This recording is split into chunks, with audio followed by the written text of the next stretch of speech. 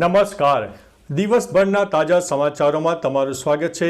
તમારી સાથે હું છું પિનલગીરી ગોસ્વામી.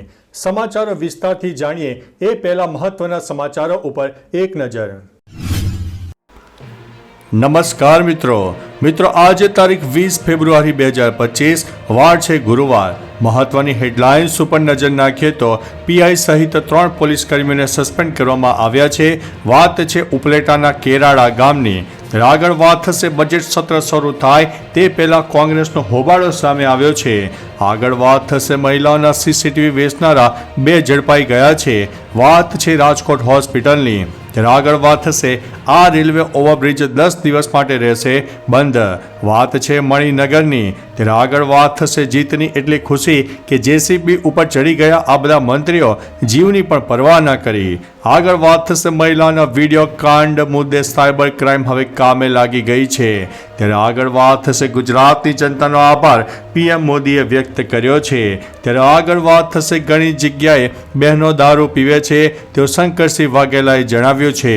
ત્યારે આગળ વાત થશે અબુધાબીમાં બનાવેલ બીએપીએસ મંદિરને 1 વર્ષ પૂર્ણ થઈ ગયું છે. આગળ વાત થશે રમજાન પર કામના કલાકો ઘટાડવાના તેલંગાણા સરકારના નિર્ણય ઉપર મોટો વિવાદ સામે આવ્યો છે. ત્યારે આગળ વાત થશે સાવકા પિતાએ મિત્ર સાથે મળીને પુત્રી સાથે આચર્યું છે દુષ્કર્મ. ત્યારે આગળ વાત થશે ચેમ્પિયન ટ્રોફીમાં 20 ફેબ્રુઆરી એટલે કે આજે ભારતની પહેલી મેચનું આયોજન છે. ત્યારે આગળ વાત થશે મોનાલિસા પહેલીવાર ફ્લાઇટમાં જતા પહેલા ઇમોશનલ થઈ ગઈ હતી. ત્યારે આગળ વાત થશે ભયંકર ગરમીથી હેરાન થવા કરતાં 70 રૂપિયાનો ખર્ચો કરી નાખજો, મળશે ગરમીથી રાહત. હવે મિત્રો સમાચારો વિસ્તારથી. પંખાની સ્પીડ પાછળ કેટલાય કારણો જવાબદાર છે, જેમ કે ધૂળ અને ગંદકી જમા થવી, પંખાની બ્લેડ અને મોટર ઉપર વધારે ધૂળ જામી જવી અને હવાની ક્વોલિટી અને સ્પીડ બંને પ્રભાવિત થાય છે. કેપેસિટર ખરાબ થઈ જવો આ પંખા માટે સ્પીડમાં ચલાવવા માટે ખૂબ જ જરૂરી હોય છે. જો તે ખરાબ થઈ જાય તો પંખો ધીમો થઈ જશે. બોલ્ટ ઢીલા થવા, પંખાનું ફિટિંગ નબળું થવાથી તેનું બેલેન્સ પણ ખરાબ થઈ શકે છે. મિત્રો અન્ય મહત્વના સમાચારની વાત કરીએ તો મોનાલિસા પહેલીવાર ફ્લાઇટમાં જતા પહેલા ઇમોશનલ થઈ ગઈ હતી. સોશિયલ મીડિયા પર આ વાયરલ છોકરી મોનાલિસાના દરરોજ નવા વિડીયો સામે આવી રહ્યા છે. આ દરમિયાન તેનો બીજો એક વિડીયો ચર્ચામાં છે જે ફ્લાઇટમાં ચડતા પહેલાનો છે. મોનાલિસા પહેલીવાર ફ્લાઇટમાં ચડતા પહેલા તેના પિતા સાથે વાત કરતી જોવા મળે છે. વિડીયોમાં મોનાલિસા એરપોર્ટમાં પ્રવેશતા પહેલા તેના પિતાને ગળે લગાવે છે અને એક ક્ષણ માટે ભાવુક થયેલી પણ જોવા મળે છે. મિત્રો અન્ય મહત્વના સમાચારની વાત કરીએ તો ચેમ્પિયન ટ્રોફીમાં આજે 20 ફેબ્રુઆરીએ ભારતની પહેલી મેચનું આયોજન છે. ચેમ્પિયન ટ્રોફી પાકિસ્તાનમાં શરૂ થવાની છે, જેમાં ભારતની પહેલી મેચ બાંગ્લાદેશ સાથે આજે 20 ફેબ્રુઆરીએ દુબઈમાં રમાશે. પછી ભારત અને પાકિસ્તાન વચ્ચે મેચ રમાશે. આ મેચ 23 ફેબ્રુઆરીએ રમાશે. ભારતની છેલ્લી ગ્રુપ મેચ ન્યૂઝીલેન્ડ માટે છે, જે 2 માર્ચે થશે. ટુર્નામેન્ટની ફાઇનલ મેચ 9 માર્ચે રમાશે. મિત્રો અન્ય મહત્વના સમાચારની વાત કરીએ તો સાવકા પિતાએ મિત્ર સાથે મળીને પુત્રી સાથે આચર્યું છે દુષ્કર્મ. રાજકોટમાં ક્રાઇમની ઘટનામાં સતત વધારો થઈ રહ્યો છે, ત્યારે ફરી એકવાર આવી જ ઘટના પ્રકાશમાં આવી છે, જેમાં સાવકા પિતાએ તેના મિત્ર સાથે મળીને તેની પુત્રી ઉપર દુષ્કર્મ આચરતા ભારે ચકચાર મળી જવા પામી છે. ત્યારે આ ઘટનાને લઈને સગીરાની માતાએ તેને ધમકી આપીને શાંત રહેવા માટે કહ્યું હતું. જો કે સગીરાએ હિંમત રાખીને તમામ ઘટના પોલીસને કહી હતી અને પોલીસે ફરિયાદ નોંધીને કાર્યવાહી હાથ ધરી છે. મિત્રો અન્ય મહત્વના સમાચારની વાત કરીએ તો રમજાન પર કામના કલાકો ઘટાડવાના તેલંગાણા સરકારના નિર્ણય ઉપર મોટો વિવાદ સામે આવ્યો છે. રમજાન પર કામના કલાકો પરના નિર્ણયની ભાજપના નેતાઓ દ્વારા ટીકા કરવામાં આવી રહી છે. તેમણે તેલંગાણા સરકાર પર તુષ્ટિકરણની રાજનીતિમાં સામેલ હોવાનો આરોપ લગાવ્યો છે. ભાજપના ધારાસભ્ય ટી રાજાસિંહે કહ્યું છે કે કોંગ્રેસને માત્ર મુસ્લિમ મતોમાં વિશ્વાસ છે અને તેના દ્વારા જ સત્તા મેળવી છે. બધા માટે સમાન અધિકારો હોવા જોઈએ અથવા કોઈ માટે કોઈ અધિકારો ન હોવા જોઈએ. મિત્રો અન્ય મહત્વના સમાચારની વાત કરીએ તો અબુધાબીમાં બનાવેલ બીએપીએસ મંદિરને 1 વર્ષ પૂર્ણ થયું છે. યુનાઇટેડ આરબ અમીરાતના અબુધાબીમાં 1 વર્ષ પહેલાં બોચાસણવાસી અક્ષર પુરુષોત્તમ સ્વામિનારાયણ મંદિરનું લોકાર્પણ કરવામાં આવ્યું. આ પ્રસંગને અનુરૂપ અબુધાબી સ્થિત સ્વામિનારાયણ મંદિર ખાતે શેખ નાહયાન મુબારક અલ નાહિયાના સહિતાનાની વિશેષ ઉપસ્થિતિમાં 1 વર્ષની ભવ્ય ઉજવણી કરવામાં આવી. છેલ્લા 1 વર્ષમાં 2.2 મિલિયન મુલાકાતીઓએ મુલાકાત પણ લીધી હતી. મિત્રો, અન્ય મહત્વના સમાચારની વાત કરીએ તો ઘણી જગ્યાએ બહેનો દારૂ પીવે છે તેવું શંકરસિંહ વાઘેલાએ નિવેદન આપ્યું છે. ગોરધન ઝડફિયાએ સમાજને અપીલ કરતા કહ્યું હતું કે પીળું પાણી રાખતા હોય તો છોડી દેજો.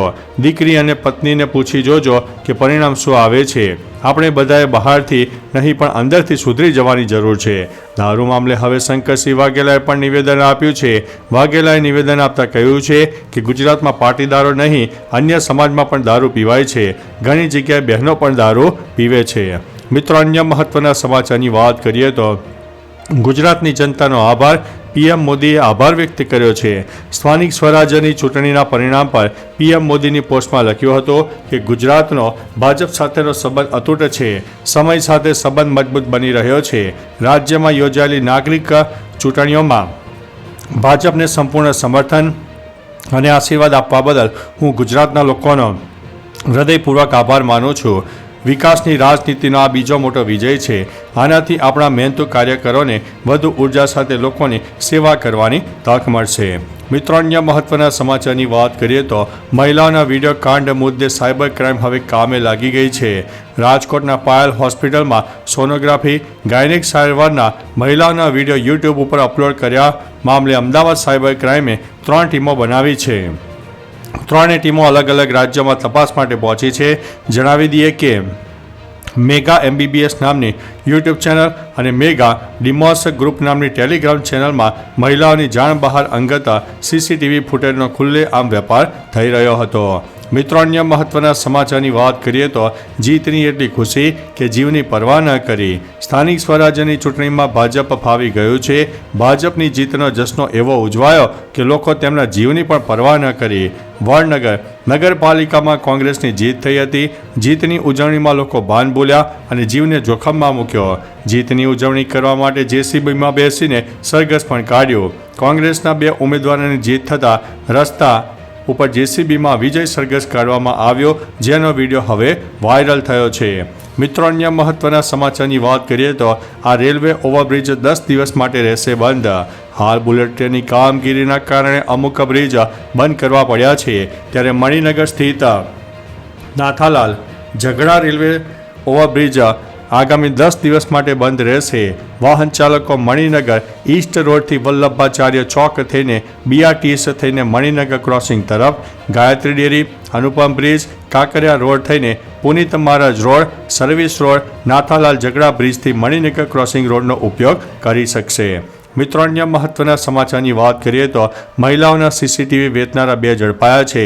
રાજકોટની હોસ્પિટલમાંથી મહિલાઓના ચેકઅપના CCTV ફૂટેજ વેચવાના કૌભાંડમાં અમદાવાદ ક્રાઇમ બ્રાન્ચે મહારાષ્ટ્રથી 2 આરોપીને ઝડપી પાડ્યા છે. આ આરોપીઓ ટેલિગ્રામ ચેનલ મારફતે આ વિડીયો વેચતા હતા અને મોટી રકમ વસૂલતા હતા. પોલીસે હેકિંગ થકી CCTV ફૂટેજ લીક કરાયો હોવાની માહિતી આપી છે. ટૂંક સમયમાં બંને આરોપીને અમદાવાદ લાવીને વધુ પૂછપરછ કરવામાં આવશે. મિત્રો, અન્ય મહત્વના સમાચારની વાત કરીએ તો બજેટ સત્ર શરૂ થાય તે પહેલાં કોંગ્રેસનો હોબાળો સામે આવ્યો છે. વિધાનસભાનું બજેટ સત્ર શરૂ થાય તે પહેલાં કોંગ્રેસ વિધાનસભાની બહાર હોબાળો કર્યો. અમિત ચાવડા, જિગ્નેશ મેવાણી સહિતના નેતાઓએ હાથમાં હથકડી પહેરીને અને બેનર શરીર ઉપર લગાવીને વિરોધ પ્રદર્શન કર્યું હતું. મેવાણીએ મોદી સરકાર શરમ કરો, શરમ નહીં તો ડૂબ મરોના નારા લગાવ્યા. સાથે આક્ષેપો કર્યા કે આપણા લોકો જોડે અમેરિકાએ આતંકવાદી જેવો વ્યવહાર કર્યો છે અને મોદી કંઈ પણ નથી બોલી રહ્યા. મિત્રો, અન્ય મહત્વના સમાચારની વાત કરીએ તો PI સહિત 3 પોલીસકર્મીને સસ્પેન્ડ કરવામાં આવ્યા છે. ઉપલેટાના કેરાળા ગામે LCB એટલે કે રાજકોટ ગ્રામ્યમાં આ રેડ પડી હતી. રેડમાં LCB ગામમાંથી 14 લાખનો વિદેશી દારૂ ઝડપી પાડવાના સમગ્ર મામલાનો પર્દાફાશ થયો છે. બાતમીના આધારે LCBએ રેડ પાડીને વિદેશી દારૂ પકડી પાડ્યો હતો. ₹14 લાખની રકમનો વિદેશી દારૂ ફરજમાં બેદરકારી દાખવવા બદલ ભાયાવદરના PI BD મજીઠિયા સહિત ભાયાવદર પોલીસ સ્ટેશનમાં ફરજ બજાવતા 3 પોલીસકર્મીઓને સસ્પેન્ડ કરી દેવામાં આવ્યા છે. તો ચાલો મિત્રો, ફરીથી દેશ અને દુનિયાના સુપરફાસ્ટ સમાચાર લઈને મળતા રહીશું. ત્યાં સુધી અમને રજા આપશો. નમસ્તે.